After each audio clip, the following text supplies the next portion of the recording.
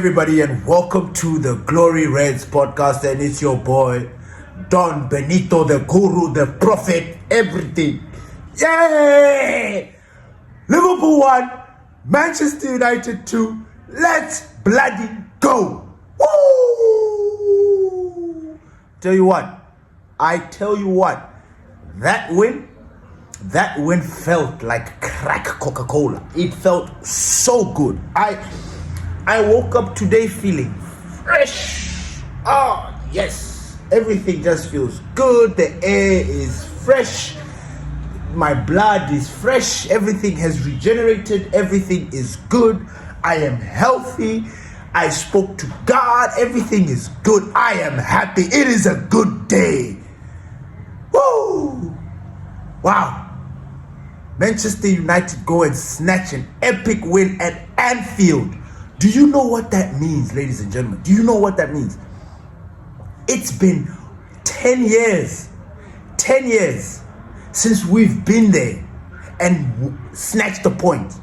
And Ruben Amorim is the first manager in, 9 years, in a long time, to go out there at Anfield and pick up a point.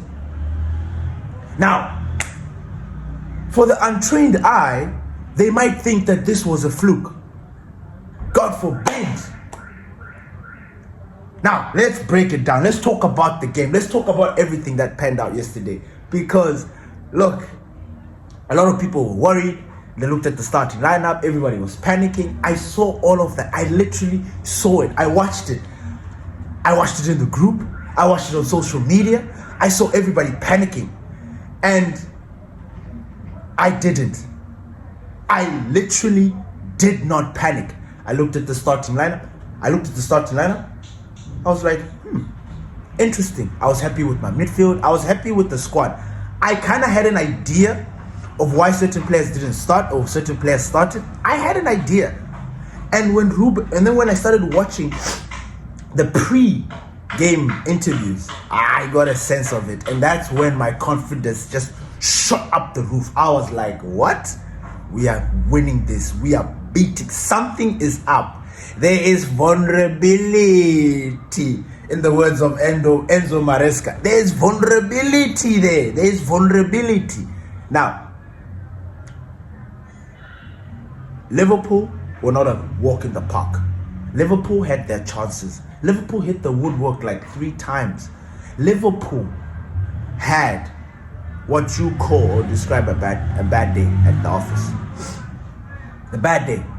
Now we've experienced a game like that. I think that our game that felt like this was the Arsenal game, because we created chances, so many chances after chances. But what happened? We didn't score. And then what did Arsenal do? Freaking set piece, freaking buy in there, go 1-0, and that story. We have moved on. Now we have to wait for that return leg at Old Trafford where we can revenge, but that's further down the line. That's far. But the point is that, this is football. You win some, you lose some. Unfortunately for Liverpool, it just happened to be against their bitter rivals. And you know what the crazy thing about this game is? Under normal circumstances, Manchester United should fumble that game. Under normal circumstances. The last 10 years or the last time we have been stuck in this psychological rut with Liverpool.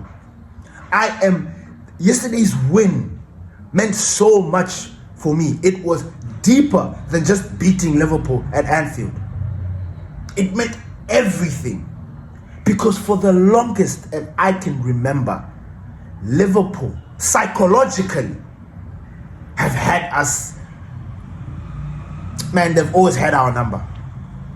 I don't know when the tide changed, because the truth is, like I said in my previous videos, Mo Salah was not a frequent goal scorer, but I think I can pin it to the moment he started scoring for Liverpool against us. That was when that psychological thing where we just couldn't get out of it. Like, just the thing, Yesterday's win like, for me, I didn't think we were going to lose. I said it. I preached it. I said we are either going to win this game or we are going to draw. And it's the same prediction I had against Man City. But Man City, the truth is, we saw it. You saw it with your own eyes. The boys were not up for it. It was a bizarre game. We can literally pick every single game and dissect it and tell whether our boys were up for it or not. Now, this Liverpool game last season, we drew. But we drew, and you could tell that we were slowly getting our power back.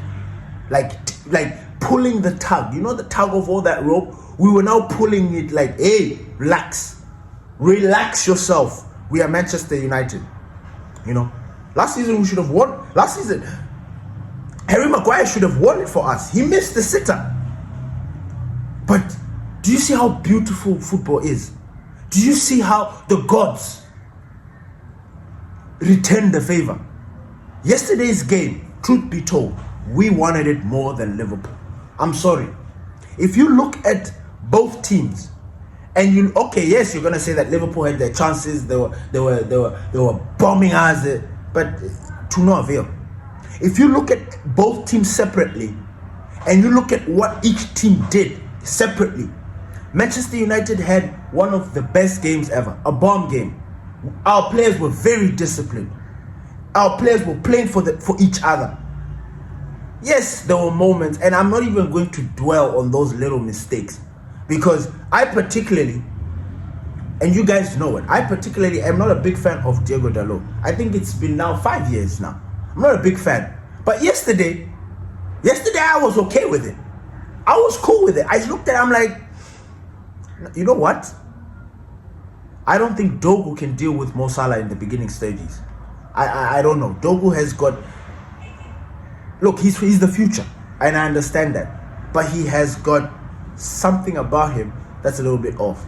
When he came on yesterday, his duties were offensive.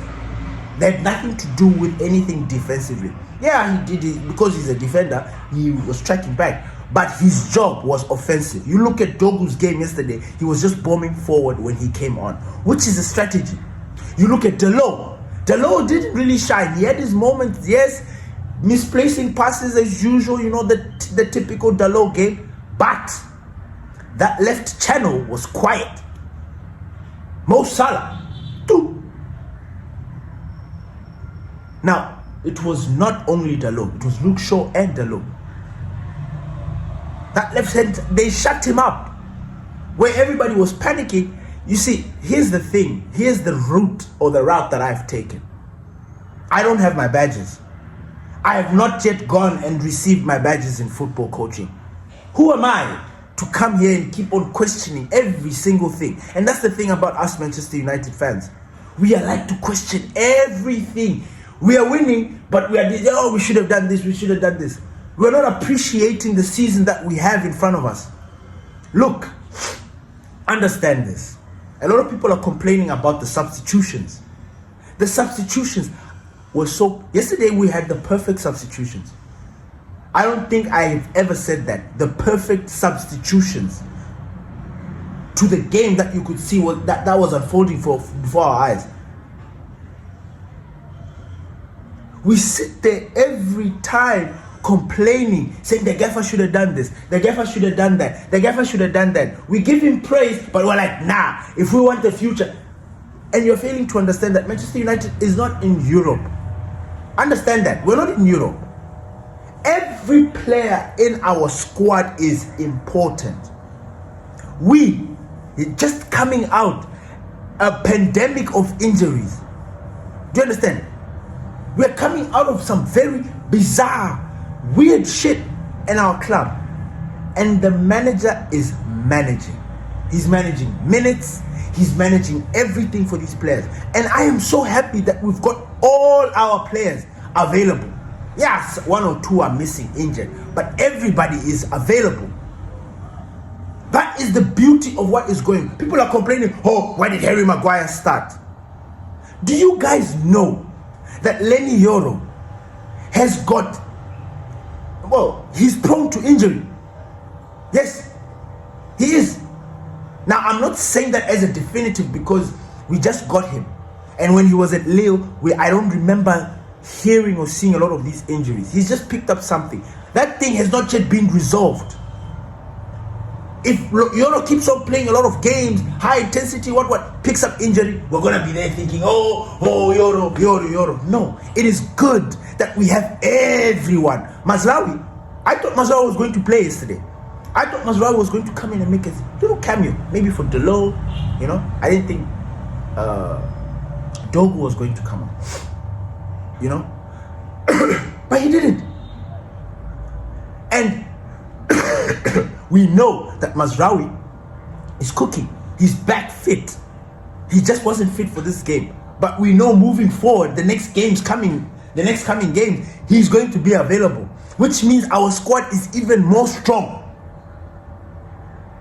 I understand the future. Yes, the future is De Ligt, Yoro, and maybe Shaw, or maybe Martinez, or another midfield, or another defender. In the midfield, our future is probably not Bruno and Casemiro. But for right here, right now, and for the people that are going to be the example to the people that are coming in, this is what we've got, and this is perfect.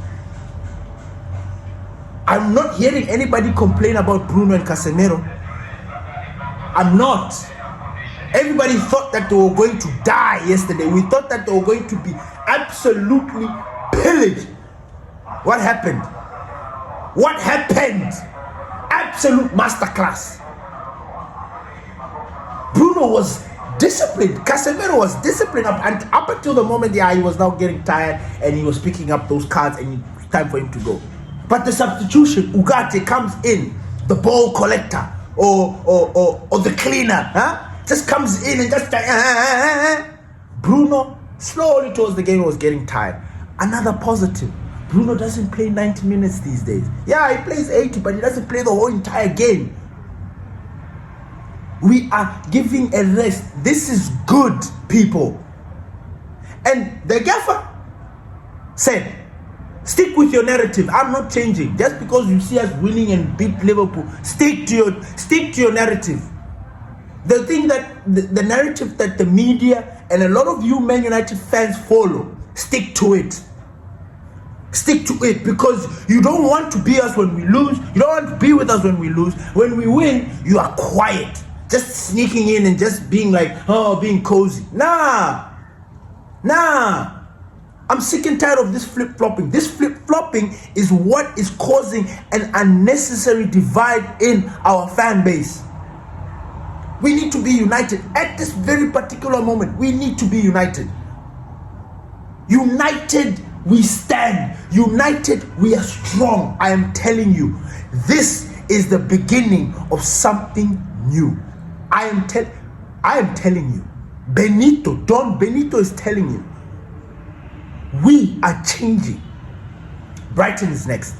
People are panicking. I don't think it's going to be a bad game. I don't think so. Because Brighton they are beating everybody else, which is fine. But with us, it's going to be a different story. I can guarantee you that. Last season, it showed it. Did we lose to Brighton last season? I think we did. But those games were not very difficult. Our boys didn't turn up. The biggest question for us is whether these boys are going to turn up from this point moving forward, because we have beat a juggernaut. We have beat the champions. We beat them convincingly at their home. Now, what do? Are we now going back to go and start handing out 3 points and 1 point? Are we now going to start giving those people who have not scored the entire season goals? Is that it? I don't think so. I personally think, like I said, for me, this win was deep. That psychological thing, I think we have overcome it. This is the dawn of a new day, ladies and gentlemen. Hear it here first on Glory Red. This is a dawn of... I'm not saying it with no. I'm just following how our team is moving. You look at how they played and what we did yesterday. It will be absolutely blasphemous if these guys go out against Brighton, and then they turn it down again. It will be blasphemous. But we will see. And until we get to that time, I am not even going to think about it. I think we're going to beat Brighton. I'm not afraid of them. Baliba is there. He's confused. He's not playing very well because he wanted to join this winning team that is Manchester United. I don't know how he's going to perform against us. Maybe he'll play 90 minutes. I don't know. He hasn't played 90 minutes this entire season. We'll see. We'll see if Danny Welbeck will be able to handle what we've got, because we are different. We are different. We are a different beast, and I'm happy about that. But you know what, guys? I think it had something to do with the white jersey, guys. It's the white jersey. Huh? I'm wearing black, but it was the white jersey. Eh? Do you see how superstition? Oh my God, man! Superstitions they're like conspiracies, man. They make the world go round. I tell you, I was so happy. I was so happy. Why were we dominant yesterday?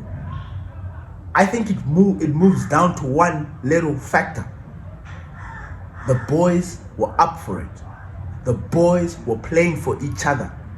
The boys, you know, there is something about togetherness. There is something about, there's number in powers, whatever you want to call it. When you unite, man, there's nothing that can stop you. I was so happy yesterday with the performance. Ahmad, you are back. My son, you are back. I'm happy. You played very well yesterday. I don't know if it is because you guys qualified for the World Cup, but you showed me something yesterday that was beautiful. You laid down a lot of like yesterday we should have smacked Liverpool 5. Maybe even revenge that 7 if it was possible. It was the chance. We missed those chances, but it's fine. I am happy that psychological leap has been taken. Liverpool have got nothing on us moving forward. In fact, any team right now, you guys are on check. The Premier League is on check. Sunderland, a team that was beating everybody, play against us, we beat them, they go again, they win. So you guys need to pay attention to us. Like, we are a problem, and I'm happy about it. People are complaining about the Sesko. Why was Sesko dropped? Ruben Amorim has got the answers for you. We knew, and this I'm paraphrasing, we knew that Liverpool wouldn't be able to, they can't deal with a type of striker like Cunha, you know. And you know what's crazy? Arne Slot gave away, for me, he gave away the biggest secret yesterday before the game even kicked off. This is how I was so confident in this game. Pre-match interview, they asked Slot, and they're like, yo, this guy, they didn't start Sesko, and he had a very confused aura. And I'm like, gotcha. He was like, oh, yeah. You know, almost like he had planned for Sesko, you know, and now that Sesko's not on, fuck, we have to deal with Mason Mount, Brian Mbeumo, and Mateus Cunha, which is going to be a disaster. And it was a disaster for them because Brian Mbeumo was on fire. Mateus Cunha, oh my God. Oh my God. He was terrorizing those guys. It was just beautiful to see. Sesko, when he came on, he was good. Casemiro, Bruno, they were good. Dalot, for what he was deployed to do, he was alright. You know, I'm saying he was alright just because we won, but he wasn't. No, he did his job. I'm sorry, he did his job. I'm giving credit where credit's due. Luke Shaw and Dalot shut Mo Salah down. They did, and big up to that because they understood the assignment and they got it done. I'm moving on. Lamens is a bloody revelation for us. Lamens is a revelation to United. I'm sorry. Incarnation of I know some are saying Schmeichel. Hey man, I'm seeing Van der Sar in there. I'm seeing some David De Gea. I'm seeing some Thibaut Courtois inside there. I'm seeing Donnarumma. He's big. He's a box commander. I am just in awe of this kid. And he's 23. Are you kidding? So we have got 10 years with Lamens at Manchester. 10, maybe even 15, because goalkeepers are different. Just so much. The passion with the boys was, you could feel it. It was tangible. Delict yesterday mentioned that Liverpool's weakest links were the fullbacks. They knew that those guys were so hyped for it that they're going to always want to bomb and try and put crosses forward, and we were just going to contain them enough so that when we break, we can break their counter. And it worked brilliantly. Kirk Hayes was out of the game. Conor Bradley out of the game. No fullbacks. Sabosla ended up going there. It became a disaster. Look, it was absolutely brilliant. Yesterday was the perfect game. The perfect fucking game. And Ruben Amorim shut us up. And when I say us, I'm talking about all of us. Complaining about him and his strategies and hey, he needs to pick this, he needs to pick that. I'm so happy with the substitutions. You see Kobe Manu coming in. Look, from what I'm reading, from the channels that I'm reading, it looks like Kobe Manu he's behaving the way I like. And I commend him for that. And Kobe Manu's respect from me has gone up. Because apparently he's a model professional. He is sticking his head down and working very, very hard. I know he looks sad, and I know it looks like everything like doom and gloom, and he's not been allowed. Him and Xerxes are not allowed to leave in January. So they are being forced to be at Manchester United, which I like. Because Kobe Manu belongs to us. We need to protect our assets, our possession, our players. We need to protect them. We need to earn. So I know he's not getting the game time that he thinks he should get, but he's working hard, and I'm happy about that. He's working hard. Soon he will start the game next to maybe Bruno, maybe next to Casemiro. He will earn. He's slowly earning that. I'm happy. I'm not mad. Yesterday's game was perfecto. Now we play Brighton next. Yes, let's go kick some ass. The gaffer was spot on. For me, the rating for the gaffer was 8 out of 10. Absolute masterclass yesterday. We handled Liverpool. We absorbed their pressure because there was pressure. The pressure was relentless. Cody Gakpo was a pebble in our shoes. If it wasn't for Cody Gakpo, and then Iketike as well. Woo! Iketike, like what Denda said yesterday. The exact same feeling that Denda Pastor D felt was the exact same one I felt. When I saw Iketike come on, man, fear, panic. That cold air rushed down my spine. I'm like, this, if there's anyone that's going to get anything for Liverpool out of this game, it is this Scouser. And when he came on, and I'm just like, whoa, okay, but we nullified them. The midfield of Gravenbach and McAllister, what happened? It was manhandled by Bruno Fernandes and Casemiro and Cunha and Mason Mount. Beautiful by Manchester United. Thank you everybody for listening to the Glory Reds podcast. It's your boy Don Benito. Please don't forget to join the WhatsApp group. That WhatsApp group gets lit. And please do not forget to smash a like if you enjoyed this video. Subscribe to our channel. Please help us grow, ladies and gentlemen. You can see the content here is for real. Don Benito and Pastor D, we are nailing our points. So please spread our videos. Please share the video, like it, say, hey, there's a guy from Tanzania that, hey, man, this guy is the real deal. Thank you everybody for listening, and I hope you enjoyed this video. Peace.